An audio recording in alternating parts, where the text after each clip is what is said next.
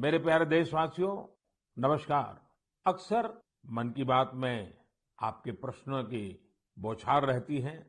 इस बार मैंने सोचा कि कुछ अलग किया जाए। मैं आपसे प्रश्न करूं, तो ध्यान से सुनिए मेरे सवाल। ओलंपिक में इंडिविजुअल गोल्ड जीतने वाला पहला भारतीय कौन था? ओलंपिक के कौन से खेल में भारत ने अब तक सबसे ज्यादा मेडल जीते हैं? ओलंपिक में किस खिलाड़ी ने सबसे ज्यादा पदक जीते हैं? साथियों, आप मुझे जवाब भेजे न भेजे, पर माय गॉव में ओलंपिक्स पर जो क्विज है, उसमें प्रश्नों के उत्तर देंगे तो कई सारे इनाम जीतेंगे। ऐसे बहुत सारे प्रश्न माय गॉव के रोड टू टोक्यो क्विज में है। आप रोड टू टोक्यो क्विज में भाग लें। भारत ने पहले कैसा परफॉर्म किया है, हमारी टोक्यो ओलंपिक्स के लिए अब क्या तैयारी है, ये सब खुद जाने और दूसरों को भी बताएं। मैं आप सबसे आग्रह करना चाहता हूं कि आप इस क्विज कंपटीशन में जरूर हिस्सा लीजिए। साथियों, जब बात टोक्यो ओलंपिक्स की हो रही हो, तो भला मिल्खा सिंह जी जैसे लेजेंडरी एथलीट को कौन भूल सकता है। कुछ दिन पहले ही कोरोना ने उन्हें हमसे छीन लिया। जब वे अस्पताल में थे, तो मुझे उनसे बात करने का अवसर मिला था। बात करते हुए मैंने उनसे आग्रह किया था। मैंने कहा था कि आपने तो 1964 में टोक्यो ओलंपिक्स में भारत का प्रतिनिधित्व किया था, इसलिए इस बार जब हमारे खिलाड़ी ओलंपिक्स के लिए टोक्यो जा रहे हैं, तो आपको हमारे एथलीट्स का मनोबल बढ़ाना है, उन्हें अपने संदेश से प्रेरित करना है। वो खेल को लेकर इतना समर्पित और भावुक थे कि बीमारी में भी उन्होंने तुरंत ही इसके लिए हामी भर दी। लेकिन दुर्भाग्य से नियति को कुछ और मंजूर था। मुझे आज भी याद है, 2014 में वो सूरत आए थे। हम लोगों ने एक नाइट मैराथन का उद्घाटन किया था। उस समय उनसे जो गपशप हुई, खेलों के बारे में जो बात हुई, उससे मुझे भी बहुत प्रेरणा मिली थी। हम सब जानते हैं कि मिल्खा सिंह जी का पूरा परिवार स्पोर्ट्स को समर्पित रहा है, भारत का गौरव बढ़ाता रहा है। साथियों, जब टैलेंट, डेडिकेशन, डिटर्मिनेशन और स्पोर्ट्समैन स्पिरिट एक साथ मिलते हैं, तब जाकर कोई चैंपियन बनता है। हमारे देश में तो अधिकांश खिलाड़ी छोटे छोटे शहरों, कस्बों, गांवों से निकल करके आते हैं।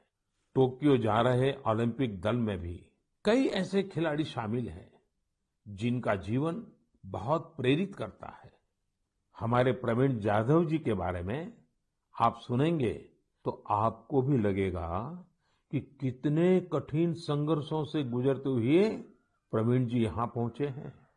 प्रवीण जाधव जी महाराष्ट्र के सातारा जिले के एक गांव के रहने वाले हैं। वो आर्चरी के बेहतरीन खिलाड़ी हैं। उनके माता पिता मजदूरी कर परिवार चलाते हैं और अब उनका बेटा अपना पहला ओलंपिक्स खेलने टोक्यो जा रहा है। ये सिर्फ उनके माता पिता ही नहीं, हम सभी के लिए कितने गौरव की बात है। ऐसे ही एक और खिलाड़ी हैं हमारी नेहा गोयल जी। नेहा टोक्यो जा रही महिला हॉकी टीम की सदस्य हैं। उनकी माँ और बहनें साइकिल की फैक्ट्री में काम करके परिवार का खर्च जुटाती हैं। नेहा की तरह ही दीपिका कुमारी जी के जीवन का सफर भी उतार चढ़ाव भरा रहा है। दीपिका के पिता ऑटो रिक्शा चलाते हैं और उनकी माँ नर्स हैं। और अब देखिए, दीपिका अब टोक्यो ओलंपिक्स में भारत की तरफ से एकमात्र महिला तीरंदाज है। कभी विश्व की नंबर 1 तीरंदाज रही दीपिका के साथ हम सबकी शुभकामना है। साथियों, जीवन में हम जहां भी पहुंचते हैं, जितनी भी ऊंचाई प्राप्त करते हैं, जमीन से ये जुड़ाव हमेशा हमें अपनी जड़ों से बांधे रखता है। संघर्ष के दिनों के बाद मिली सफलता का आनंद भी कुछ और ही होता है। टोक्यो जा रहे हमारे खिलाड़ियों ने बचपन में साधनों, संसाधनों की हर कमी का सामना किया, लेकिन वो डटे रहे, जुटे रहे। उत्तर प्रदेश के मुजफ्फरनगर की प्रियंका गोस्वामी जी का जीवन भी बहुत सीख देता है। प्रियंका के पिता बस कंडक्टर है। बचपन में प्रियंका को वो बैग बहुत पसंद था जो मेडल पाने वाली खिलाड़ियों को मिलता है। इसी आकर्षण में उन्होंने पहली बार रेस वॉकिंग प्रतियोगिता में हिस्सा लिया था। अब आज वो इसकी बड़ी चैंपियन है। जैवलिन थ्रो में भाग लेने वाले शिवपाल सिंह जी बनारस के रहने वाले हैं। शिवपाल जी का तो पूरा परिवार ही इस खेल से जुड़ा हुआ है। इनके पिता, चाचा और भाई सभी भाला फेंकने में एक्सपर्ट हैं। परिवार की यही परंपरा उनके लिए टोक्यो ओलंपिक्स में काम आने वाली है। टोक्यो ओलंपिक के लिए जा रहे हैं चिराग शेट्टी और उनके पार्टनर सात्विक साईराज का हौसला भी प्रेरित करने वाला है। हाल ही में चिराग के नाना जी का कोरोना से निधन हो गया था। सात्विक भी खुद पिछले साल कोरोना पॉजिटिव हो गए थे, लेकिन इन मुश्किलों के बाद भी ये दोनों मेंस डबल शटल कंपटीशन में अपना सर्वश्रेष्ठ देने की तैयारी में जुटे हैं। एक और खिलाड़ी से मैं आपका परिचय कराना चाहूंगा। यह है हरियाणा के भिवानी के मनीष कौशिक जी। मनीष जी खेती किसानी वाले परिवार से आते हैं। बचपन में खेतों में काम करते करते मनीष को बॉक्सिंग का शौक हो गया था। आज ये शौक उन्हें टोक्यो ले जा रहा है। एक और खिलाड़ी हैं सीए भवानी देवी जी। नाम भवानी है और ये तलवारबाजी में एक्सपर्ट है। चेन्नई के रहने वाली भवानी पहली भारतीय फेंसर है जिन्होंने ओलंपिक में क्वालिफाई किया है। मैं कहीं पढ़ रहा था कि भवानी जी की ट्रेनिंग जारी रहे, इसके लिए उनकी मां ने अपने गहने तक गिरवी रख दिए थे। साथियों, ऐसे तो अनगिनत नाम है, लेकिन मन की बात में मैं आज कुछ ही नामों का जिक्र कर पाया हूं। टोक्यो जा रहे हर खिलाड़ी का अपना संघर्ष रहा है, बरसों की मेहनत रही है। वो सिर्फ अपने लिए ही नहीं जा रहे, बल्कि देश के लिए जा रहे हैं। इन खिलाड़ियों को भारत का गौरव भी बढ़ाना है और लोगों का दिल भी जीतना है। और इसलिए मेरे देशवासियों, मैं आपको भी एक सलाह देना चाहता हूं। हमें जाने अनजाने में भी हमारे इन खिलाड़ियों पर दबाव नहीं बनाना है, बल्कि खुले मन से इनका साथ देना है। हर खिलाड़ी का उत्साह बढ़ाना है। सोशल मीडिया पर आप #Cheer4India के साथ अपने इन खिलाड़ियों को शुभकामनाएं दे सकते हैं। आप कुछ और भी इनोवेटिव करना चाहें तो वो भी जरूर करें। अगर आपको कोई ऐसा आइडिया आता है जो हमारे खिलाड़ियों के लिए देश को मिलकर करना चाहिए, तो वो आप मुझे जरूर भेजिएगा। हम सब मिलकर टोक्यो जाने वाले अपने खिलाड़ियों को सपोर्ट करेंगे। Cheer for India, cheer for India, cheer for India.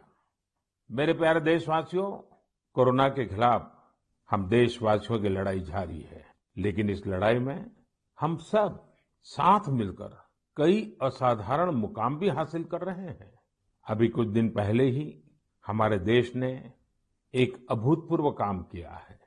21 जून को वैक्सीन अभियान के अगले चरण की शुरुआत हुई और उसी दिन देश ने 86 लाख से ज्यादा लोगों को मुफ्त वैक्सीन लगाने का रिकॉर्ड भी बना दिया, और वो भी एक दिन में।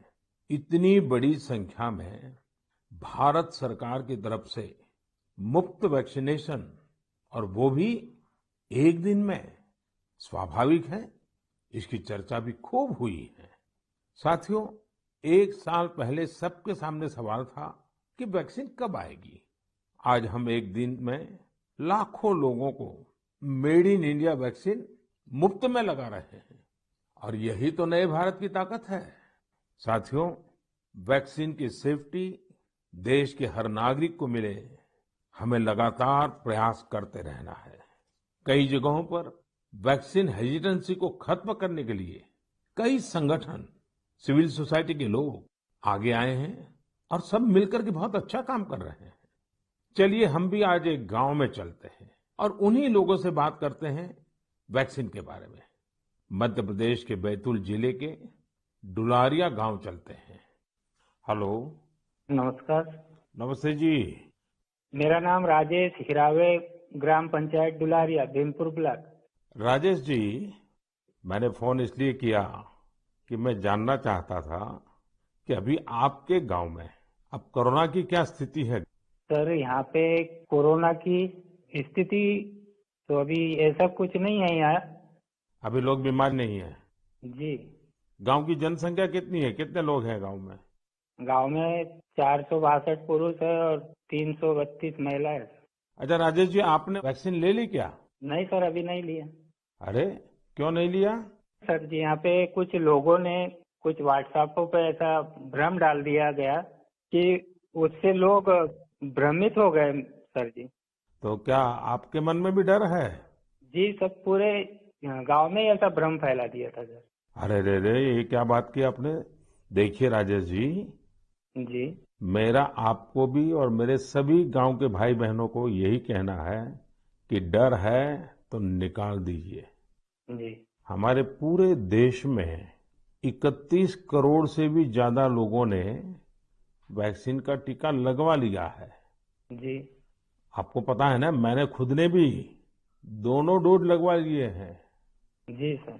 अरे मेरी माँ तो करीब करीब 100 साल की है, उन्होंने भी दोनों डोज लगवा लिए हैं। कभी कभी किसी को इससे बुखार वगैरह आता है, पर वो बहुत मामूली होता है, कुछ घंटों के लिए ही होता है।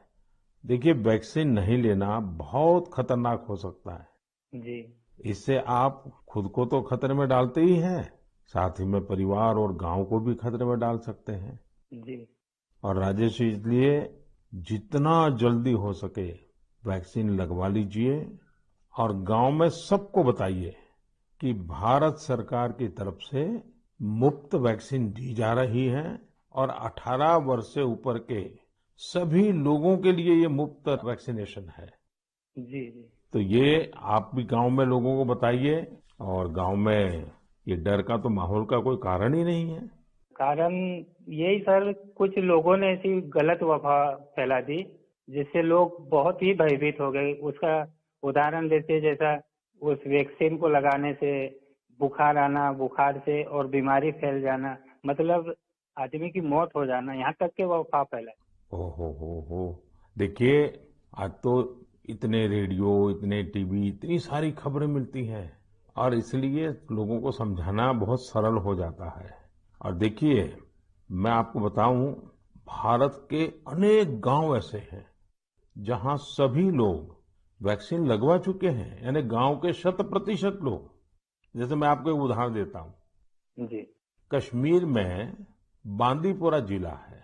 इस बांदीपुरा जिले में एक व्यवन गांव के लोगों ने मिलकर 100%, 100% वैक्सीन का लक्ष्य बनाया और उसे पूरा भी कर दिया। आज कश्मीर के इस गांव के 18 साल से ऊपर के सभी लोग टीका लगवा चुके हैं। नागालैंड के भी 3 गांवों के बारे में मुझे पता चला कि वहां भी सभी लोगों ने 100%, 100% टीका लगवा लिया है। जी। जी। राजेश जी, आपको भी अपने गांव, अपने आसपास के गांव में ये बात पहुंचानी चाहिए। और आप भी जैसे कहते हैं, ये भ्रम है, बस ये भ्रम ही है। जी। जी। तो भ्रम का जवाब यही है कि आपको खुद को टीका लगा करके समझाना पड़ेगा सबको। करेंगे ना आप। जी सर। पक्का करेंगे। जी सर। जी सर, आपसे बात करने से मुझे ऐसा लगा कि मैं खुद भी टीका लगाऊंगा और लोगों को इसके बारे में आगे बढ़ाऊंगा। अच्छा, गांव में और भी कोई है जिनसे मैं बात कर सकता हूँ। जी है सर। कौन बात करेगा। हेलो सर, नमस्कार। नमस्ते जी, कौन बोल रहे हैं। मेरा नाम है किशोरीलाल दुर्वे। तो किशोरीलाल जी, अभी राजेश जी से बात हो रही थी जी सर। और वो तो बड़े दुखी होकर के भी बता रहे थे कि वैक्सीन को लेकर लोग अलग अलग बातें करते हैं। जी। आपने भी ऐसा सुना है क्या। हाँ, सुना तो हूँ सर वैसा। क्या सुना है। क्योंकि यह है सर, ये पास में महाराष्ट्र है, तो उधर से कुछ रिश्तेदारी से जुड़े लोग मतलब कुछ अफवाह फैलाते कि वैक्सीन लेने से लोग सर मर रहे हैं, कोई बीमार हो रहा है। इस तरह लोगों के पास ज्यादा भ्रम है सर, इसलिए नहीं ले रहे। नहीं, कहते क्या है, अब कोरोना चला गया ऐसा कहते हैं? जी। कोरोना से कुछ नहीं होता ऐसा कहते हैं? नहीं, कोरोना चला गया नहीं बोलते सर, कोरोना तो है बोलते, लेकिन वैक्सीन जो लेते हैं उससे मतलब बीमारी हो रहे और मर रहे, ये स्थिति बताते सर वो। अच्छा, वैक्सीन के कारण मर रहे हैं? अपना क्षेत्र आदिवासी क्षेत्र है सर, ऐसे भी लोग इसमें जल्दी डरते हैं, जो भ्रम फैला देते इस कारण से, मतलब लोग नहीं ले रहे सर वैक्सीन। देखिए किशोरलाल जी, जी हाँ ये सर। अफवाहें फैलाने वाले लोग तो अफवाहें फैलाते रहेंगे। जी। हमें तो जिंदगी बचानी है, अपने गांव वालों को बचाना है, अपने देशवासियों को बचाना है। और ये अगर कोई कहता है कि कोरोना चला गया तो ये भ्रम में मत रहिए। जी। ये बीमारी ऐसी है, ये बहुरूपिये वाली है। जी सर। वो रूप बदलती है, नए नए रंग रूप करके पहुंच जाती है। जी। और उसमें बचने के लिए हमारे पास दो रास्ते हैं। एक तो कोरोना के लिए जो प्रोटोकॉल बना है, मास्क पहनना, साबुन से बार बार हाथ धोना, दूरी बनाए रखना। और दूसरा रास्ता है, इसके साथ साथ वैक्सीन का टीका लगवाना, वो भी एक अच्छा सुरक्षा कवच है, तो उसकी चिंता करिए। जी। अच्छा किशोरलाल जी, ये बताइए, जी सर। जब लोग आपसे बातें करते तो आप कैसे समझाते हैं लोगों को? आप समझाने का काम करते हैं कि आप भी अफवाह में आ जाते हैं? अरे समझाए क्या, वो लोग ज्यादा हो जाते सर तो हम भी भयभीत में आ जाते ना सर। देखिए किशोरलाल जी, मेरी आपसे बात हुई है, आज आप मेरे साथी हैं। जी सर। आपको डरना नहीं है और लोगों के डर को भी निकालना है। निकालोगे? जी निकालेंगे सर, लोगों के डर को भी निकालेंगे सर, मैं स्वयं भी खुद लगाऊंगा। देखिए, अफवाहों पर बिल्कुल ध्यान न दें। जी। आप जानते हैं हमारे वैज्ञानिकों ने कितनी मेहनत करके वैक्सीन बनाई है। जी सर। साल भर रात दिन इतने बड़े बड़े वैज्ञानिकों ने काम किया है। और इसलिए हमें विज्ञान पे भरोसा करना चाहिए, वैज्ञानिकों पर भरोसा करना चाहिए। और ये झूठ फैलाने वाले लोगों को बार बार समझाना चाहिए कि देखिए भाई, ऐसा नहीं होता है। इतने लोगों ने वैक्सीन ले लिया है, कुछ नहीं होता है। जी। और अफवाहों से बहुत बच करके रहना चाहिए, गांव को भी बचाना चाहिए। जी। और राजेश जी, किशोरलाल जी, आप जैसे साथियों को तो मैं कहूंगा कि आप अपने ही गांव में नहीं और गांवों में भी इन अफवाहों को रोकने का काम कीजिए और लोगों को बताइए मेरे से बात हुई है। जी सर। बता दीजिए, मेरा नाम बता दीजिए। बताएंगे सर और समझाएंगे लोगों को और स्वयं भी लेंगे। देखिए, आपके पूरे गांव को मेरी तरफ से शुभकामनाएं दीजिए। जी सर। और सभी से कहिए कि जब भी अपना नंबर आए, जी। वैक्सीन जरूर लगवाएं। ठीक है सर। मैं चाहूंगा कि गांव की महिलाओं को, हमारी माताओं बहनों को जी सर। इस काम में ज्यादा से ज्यादा जोड़िए और सक्रियता के साथ उनको साथ रखिए। जी। कभी कभी माताएं बहनें बात कहती है ना, लोग जल्दी मान जाते हैं। जी। आपके गांव में जब टीकाकरण पूरा हो जाए तो मुझे बताएंगे आप? हाँ बताएंगे सर। पक्का बताएंगे? जी। देखिए, मैं इंतजार करूंगा आपकी चिट्ठी का। जी सर। चलिए राजेश जी, किशोर जी, बहुत बहुत धन्यवाद, आपसे बात करने का मौका मिला। धन्यवाद सर, आपने हम बात किया है, बहुत बहुत धन्यवाद आपको भी। साथियों, कभी न कभी ये विश्व के लिए केस स्टडी का विषय बनेगा कि भारत के गांव के लोगों ने, हमारे वनवासी आदिवासी भाई बहनों ने इस कोरोना काल में किस तरह अपने सामर्थ्य और सूझबूझ का परिचय दिया। गांव के लोगों ने क्वारंटाइन सेंटर बनाए, स्थानीय जरूरतों को देखते हुए कोविड प्रोटोकॉल बनाए। गांव के लोगों ने किसी को भूखा नहीं सोने दिया, खेती का काम भी रुकने नहीं दिया। नजदीक के शहरों में दूध, सब्जियां, ये सब हर रोज पहुंचता रहे, ये भी गांव ने सुनिश्चित किया। यानी खुद को संभाला, औरों को भी संभाला। ऐसे ही हमें वैक्सीनेशन अभियान में भी करते रहना है। हमें जागरूक रहना भी है और जागरूक करना भी है। गांव में हर एक व्यक्ति को वैक्सीन लग जाए, ये हर गांव का लक्ष्य होना चाहिए। याद रखिए, और मैं तो आपको खास रूप से कहना चाहता हूं, आप एक सवाल अपने मन में पूछिए। हर कोई सफल होना चाहता है, लेकिन निर्णायक सफलता का मंत्र क्या है? निर्णायक सफलता का मंत्र है निरंतरता। इसलिए हमें सुस्त नहीं पड़ना है, किसी भ्रांति में नहीं रहना है। हमें सतत प्रयास करते रहना है, कोरोना पर जीत हासिल करनी है। मेरे प्यारे देशवासियों, हमारे देश में अब मानसून का सीजन भी आ गया है। बादल जब बरसते हैं तो केवल हमारे लिए नहीं बरसते, बल्कि बादल आने वाली पीढ़ियों के लिए भी बरसते हैं। बारिश का पानी जमीन में जाकर इकट्ठा भी होता है, जमीन के जल स्तर को भी सुधारता है, और इसलिए मैं जल संरक्षण को देश सेवा का ही एक रूप मानता हूं। आपने भी देखा होगा, हम में से कई लोग इस पुण्य को अपनी जिम्मेदारी मानकर लगे रहे हैं। ऐसे ही एक शख्स हैं उत्तराखंड के पौड़ी गढ़वाल के सच्चिदानंद भारती जी। भारती जी एक शिक्षक हैं और उन्होंने अपने कार्यों से भी लोगों को बहुत अच्छी शिक्षा दी है। आज उनकी मेहनत से ही पौड़ी गढ़वाल के उफरैंखाल क्षेत्र में पानी का बड़ा संकट समाप्त हो गया। जहां लोग पानी के लिए तरसते थे, वहां आज साल भर जल की आपूर्ति हो रही है। साथियों, पहाड़ों में जल संरक्षण का एक पारंपरिक तरीका रहा है, जिसे चाल खाल भी कहा जाता है, यानी पानी जमा करने के लिए बड़ा सा गड्ढा खोदना। इस परंपरा में भारती जी ने कुछ नए तौर तरीकों को भी जोड़ दिया। उन्होंने लगातार छोटे बड़े तालाब बनवाए। इससे न सिर्फ उफरैंखाल की पहाड़ी हरी भरी हुई, बल्कि लोगों की पेयजल की दिक्कत भी दूर हो गई। आप ये जानकर हैरान रह जाएंगे कि भारती जी ऐसी 30,000 से अधिक जल तलैया बनवा चुके हैं। 30,000। उनका ये भगीरथ कार्य आज भी जारी है और अनेक लोगों को प्रेरणा दे रहे हैं। साथियों, इसी तरह यूपी के बांदा जिले में अंधाव गांव के लोगों ने भी एक अलग ही तरह का प्रयास किया है। उन्होंने अपने अभियान को बड़ा ही दिलचस्प नाम दिया है, खेत का पानी खेत में, गांव का पानी गांव में। इस अभियान के तहत गांव के कई 100 बीघे खेतों में ऊंची ऊंची मेड़ बनाई गई है। इससे बारिश का पानी खेत में इकट्ठा होने लगा और जमीन में जाने लगा। अब ये सब लोग खेतों की मेड़ पर पेड़ लगाने की भी योजना बना रहे हैं। यानी अब किसानों को पानी, पेड़ और पैसा तीनों मिलेगा। अपने अच्छे कार्यों से पहचान तो उनके गांव की दूर दूर तक वैसे भी हो रही है। साथियों, इन सभी से प्रेरणा लेते हुए हम अपने आसपास जिस भी तरह से पानी बचा सकते हैं, हमें बचाना चाहिए। मानसून के इस महत्वपूर्ण समय को हमें गंवाना नहीं है। मेरे प्यारे देशवासियों, हमारे शास्त्रों में कहा गया है, नास्ति मूलम अनौषधम, अर्थात पृथ्वी पर ऐसी कोई वनस्पति नहीं है जिसमें कोई न कोई औषधीय गुण न हो।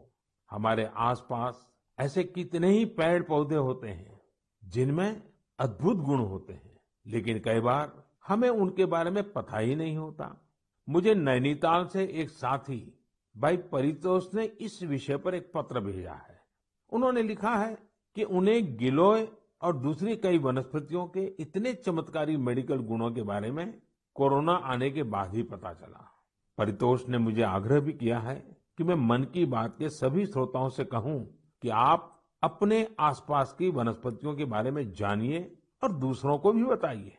वास्तव में ये तो हमारी सदियों पुरानी विरासत है, जिसे हमें ही संजोना है। इसी दिशा में मध्य प्रदेश के सतना के एक साथी हैं श्रीमान रामलोटन कुशवाहा जी। उन्होंने बहुत ही सराहनीय काम किया है। रामलोटन जी ने अपने खेत में एक देशी म्यूजियम बनाया है। इस म्यूजियम में उन्होंने सैकड़ों औषधीय पौधों और बीजों का संग्रह किया है। इन्हें वो दूर सुदूर क्षेत्रों से यहाँ लेकर आए हैं। इसके अलावा वो हर साल कई तरह की भारतीय सब्जियां भी उगाते हैं। रामलोटन जी की इस बगिया, इस देशी म्यूजियम को लोग देखने भी आते हैं और उससे बहुत कुछ सीखते भी हैं। वाकई एक बहुत अच्छा प्रयोग है जिसे देश के अलग अलग क्षेत्रों में दोहराया जा सकता है। मैं चाहूंगा आप में से जो लोग इस तरह का प्रयास कर सकते हैं वो जरूर करें। इससे आपकी आय के नए साधन भी खुल सकते हैं। एक लाभ ये भी होगा कि स्थानीय वनस्पतियों के माध्यम से आपके क्षेत्र की पहचान भी बढ़ेगी। मेरे प्यारे देशवासियों, अब से कुछ दिनों बाद 1 जुलाई को हम नेशनल डॉक्टर्स डे मनाएंगे। ये दिन देश के महान चिकित्सक और स्टेट्समैन डॉक्टर बीसी राय की जन्म जयंती को समर्पित है। कोरोना काल में डॉक्टर्स के योगदान के हम सब आभारी हैं। हमारे डॉक्टर्स ने अपनी जान की परवाह न करते हुए हमारी सेवा की है। इसलिए इस बार नेशनल डॉक्टर्स डे और भी खास हो जाता है। साथियों, मेडिसिन की दुनिया के सबसे सम्मानित लोगों में से एक हिपोक्रेट्स ने कहा था, "Wherever the art of medicine is loved, there is also a love of humanity." यानी जहां आर्ट ऑफ मेडिसिन के लिए प्रेम होता है, वहां मानवता के लिए भी प्रेम होता है। डॉक्टर्स इसी प्रेम की शक्ति से ही हमारी सेवा कर पाते हैं। इसलिए हमारा ये दायित्व है कि हम उतने ही प्रेम से उनका धन्यवाद करें, उनका हौसला बढ़ाएं। वैसे हमारे देश में कई लोग ऐसे भी हैं जो डॉक्टर्स की मदद के लिए आगे बढ़कर काम करते हैं। श्रीनगर से एक ऐसे ही प्रयास के बारे में मुझे पता चला। यहाँ डल झील में एक बोट एम्बुलेंस सर्विस की शुरुआत की गई। इस सेवा को श्रीनगर के तारिक अहमद पटलू जी ने शुरू किया, जो एक हाउस बोट ओनर है। उन्होंने खुद भी कोविड-19 से जंग लड़ी है और इसी से उन्हें एम्बुलेंस सर्विस शुरू करने के लिए प्रेरित किया। उनकी इस एम्बुलेंस से लोगों को जागरूक करने का अभियान भी चल रहा है। वो लगातार एम्बुलेंस से अनाउंसमेंट भी कर रहे हैं। कोशिश यही है कि लोग मास्क पहनने से लेकर दूसरी हर जरूरी सावधानी बरतें। साथियों, डॉक्टर्स डे के साथ ही 1 जुलाई को चार्टर्ड अकाउंटेंट्स डे भी मनाया जाता है। मैंने कुछ वर्ष पहले देश के चार्टर्ड अकाउंटेंट्स से ग्लोबल लेवल की भारतीय ऑडिट फर्म्स का उपहार मांगा था। आज मैं उन्हें इसकी याद दिलाना चाहता हूँ। अर्थव्यवस्था में पारदर्शिता लाने के लिए चार्टर्ड अकाउंटेंट्स बहुत अच्छी और सकारात्मक भूमिका निभा सकते हैं। मैं सभी चार्टर्ड अकाउंटेंट्स, उनके परिवार के सदस्यों को अपनी शुभकामनाएं देता हूं। मेरे प्यारे देशवासियों, कोरोना के खिलाफ भारत की लड़ाई की एक बड़ी विशेषता है। इस लड़ाई में देश के हर व्यक्ति ने अपनी भूमिका निभाई है। मैंने मन की बात में अक्सर इसका जिक्र किया है, लेकिन कुछ लोगों को शिकायत भी रहती है कि उनके बारे में उतनी बात नहीं हो पाती है। अनेक लोग, चाहे बैंक स्टाफ हो, टीचर्स हो, छोटे व्यापारी या दुकानदार हो, दुकानों में काम करने वाले लोग हो, रेहड़ी पटरी वाले भाई बहन हो, सिक्योरिटी वॉचमैन या फिर पोस्टमैन और पोस्ट ऑफिस के कर्मचारी, दरअसल यह लिस्ट बहुत ही लंबी है और हर किसी ने अपनी भूमिका निभाई है। शासन प्रशासन में भी कितने ही लोग अलग अलग स्तर पर जुटे रहे हैं। साथियों, आपने संभवतः भारत सरकार में सचिव रहे गुरुप्रसाद महापात्र जी का नाम सुना होगा। मैं आज मन की बात में उनका जिक्र भी करना चाहता हूँ। गुरुप्रसाद जी को कोरोना हो गया था। वो अस्पताल में भर्ती थे और अपना कर्तव्य भी निभा रहे थे। देश में ऑक्सीजन का उत्पादन बढ़े, दूर सुदूर इलाकों तक ऑक्सीजन पहुंचे, इसके लिए उन्होंने दिन रात काम किया। एक तरफ कोर्ट कचहरी का चक्कर, मीडिया का प्रेशर, एक साथ कई मोर्चों पर वो लड़ते रहे। बीमारी के दौरान उन्होंने काम करना बंद नहीं किया। मना करने के बाद भी वो जीत करके ऑक्सीजन पर होने वाली वीडियो कॉन्फ्रेंस में भी शामिल हो जाते थे। देशवासियों की इतनी चिंता थी उन्हें, वो अस्पताल के बेड पर खुद की परवाह किए बिना देश के लोगों तक ऑक्सीजन पहुंचाने के लिए इंतजाम में जुटे रहे। हम सबके लिए दुखद है कि इस कर्मयोगी को भी देश ने खो दिया है। कोरोना ने उन्हें हमसे छीन लिया है। ऐसे अनगिनत लोग हैं जिनकी चर्चा कभी हो नहीं पाई। ऐसे हर व्यक्ति को हमारी श्रद्धांजलि यही होगी कि हम कोविड प्रोटोकॉल का पूरी तरह पालन करें, वैक्सीन जरूर लगवाएं। मेरे प्यारे देशवासियों, मन की बात की सबसे अच्छी बात यह है कि इसमें मुझसे ज्यादा आप सबका योगदान रहता है। अभी मैंने माय गॉव में एक पोस्ट देखी जो चेन्नई के थिरु आर गुरुप्रसाद जी की है।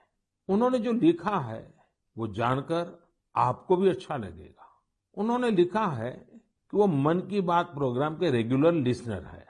गुरुप्रसाद जी की पोस्ट से अब मैं कुछ पंक्तियां कोट कर रहा हूं। उन्होंने लिखा है, जब भी आप तमिलनाडु के बारे में बात करते हैं तो मेरा इंटरेस्ट और भी बढ़ जाता है। आपने तमिल भाषा और तमिल संस्कृति की महानता, तमिल त्योहारों और तमिलनाडु के प्रमुख स्थानों की चर्चा की है। गुरु प्रसाद जी आगे लिखते हैं कि मन की बात में मैंने तमिलनाडु के लोगों की उपलब्धियों के बारे में भी कई बार बताया है। थिरुकुरल के प्रति आपके प्यार और थिरुवल्लुवर जी के प्रति आपके आदर का तो कहना ही क्या। इसलिए मैंने मन की बात में आपने जो कुछ भी तमिलनाडु के बारे में बोला है उन सबको संकलित कर एक ई बुक तैयार की है। क्या आप इस ई बुक को लेकर कुछ बोलेंगे और इसे नमो ऐप पर भी रिलीज करेंगे? धन्यवाद। ये मैं गुरु प्रसाद जी का पत्र आपके सामने पढ़ रहा था। गुरु प्रसाद जी, आपकी ये पोस्ट पढ़कर बहुत आनंद आया। अब आप अपनी ई बुक में एक और पेज जोड़ दीजिए। नान तमिल कला चाराक्तिन पेरिये अभिमानी, नान उलगतलय पलमयान तमिल मोलियन पेरिये अभिमानी। उच्चारण का दोष अवश्य होगा, लेकिन मेरा प्रयास और मेरा प्रेम कभी भी कम नहीं होगा। जो तमिल भाषी नहीं है उन्हें मैं बताना चाहता हूँ, गुरु प्रसाद जी को मैंने कहा है, मैं तमिल संस्कृति का बहुत बड़ा प्रशंसक हूँ। मैं दुनिया की सबसे पुरानी भाषा तमिल का बड़ा प्रशंसक हूँ। साथियों, हर हिंदुस्तानी को विश्व की सबसे पुरातन भाषा हमारे देश की है, इसका गुणगान करना ही चाहिए, उस पर गर्व महसूस करना चाहिए। मैं भी तमिल को लेकर बहुत गर्व करता हूँ। गुरु प्रसाद जी, आपका ये प्रयास मेरे लिए एक नई दृष्टि देने वाला है, क्योंकि मैं मन की बात करता हूँ तो सहज सरल तरीके से अपनी बात रखता हूँ।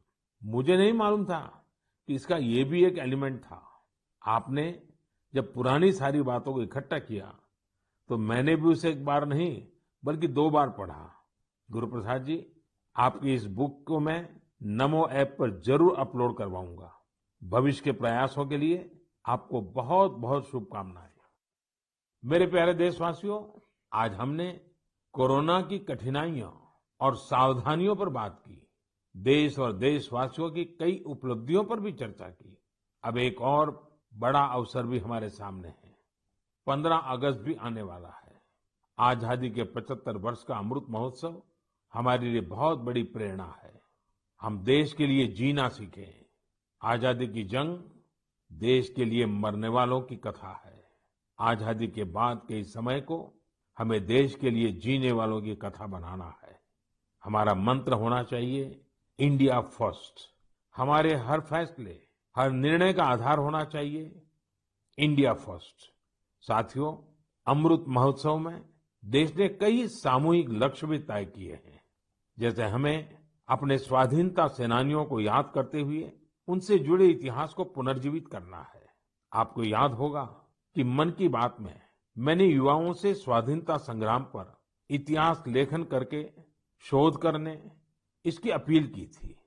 मकसद ये था कि युवा प्रतिभाएं आगे आए, युवा सोच, युवा विचार सामने आए, युवा कलम नई ऊर्जा के साथ लेखन करे। मुझे ये देखकर बहुत अच्छा लगा कि बहुत ही कम समय में 2500 से ज्यादा युवा इस काम को करने के लिए आगे आए हैं। साथियों, दिलचस्प बात यह है, 19वीं 20वीं शताब्दी के जंग की बात तो आमतौर पर होती रहती है, लेकिन खुशी इस बात की है कि 21वीं सदी में जो युवा पैदा हुए हैं, 21वीं सदी में जिनका जन्म हुआ है, ऐसे मेरे नौजवान साथियों ने 19वीं और 20वीं शताब्दी की आजादी की जंग को लोगों के सामने रखने का मोर्चा संभाला है। इन सभी लोगों ने माईगॉव पर इसका पूरा ब्यौरा भेजा है। ये लोग हिंदी, इंग्लिश, तमिल, कन्नड़ा, बांग्ला, तेलुगु, मराठी, मलयालम, गुजराती ऐसी देश की अलग अलग भाषाओं में स्वाधीनता संग्राम पर लिखेंगे। कोई स्वाधीनता संग्राम से जुड़े रहे अपने आसपास के स्थानों की जानकारी जुटा रहा है, तो कोई आदिवासी स्वाधीनता सेनानियों पर किताब लिख रहा है। एक अच्छी शुरुआत है। मेरा आप सभी से अनुरोध है कि अमृत महोत्सव से जैसे भी जुड़ सकते हैं जरूर जुड़े। ये हमारा सौभाग्य है कि हम आजादी के 75 वर्ष के पर्व का साक्षी बन रहे हैं। इसलिए अगली बार जब हम मन की बात में मिलेंगे तो अमृत महोत्सव की और तैयारियों पर भी बात करेंगे। आप सब स्वस्थ रहिए, कोरोना से जुड़े नियमों का पालन करते हुए आगे बढ़िए, अपने नए नए प्रयासों से देश को ऐसे ही गति देते रहिए। इन्हीं शुभकामनाओं के साथ बहुत बहुत धन्यवाद।